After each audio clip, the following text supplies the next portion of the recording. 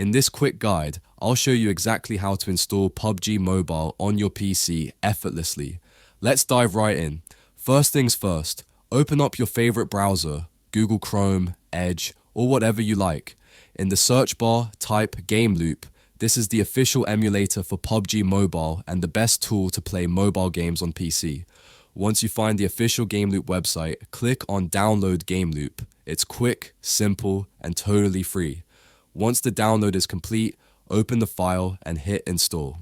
Don't worry, it's super easy. Just a few clicks and GameLoop will take care of the rest. Once it's installed, click Start and GameLoop will launch. Now that you're in GameLoop, type PUBG Mobile in the search bar. Found it? Great. Click on Download. This part may take a little time, so grab a snack or stretch your legs. Once it's downloaded, the game will start installing automatically. And there it is. PUBG Mobile is installed on your PC. Click on the game, let it load, and get ready for some epic action. And that's it, your ultimate guide to enjoying PUBG Mobile on your PC. If you found this tutorial helpful, make sure to smash that like button, hit subscribe, and share it with your gaming squad.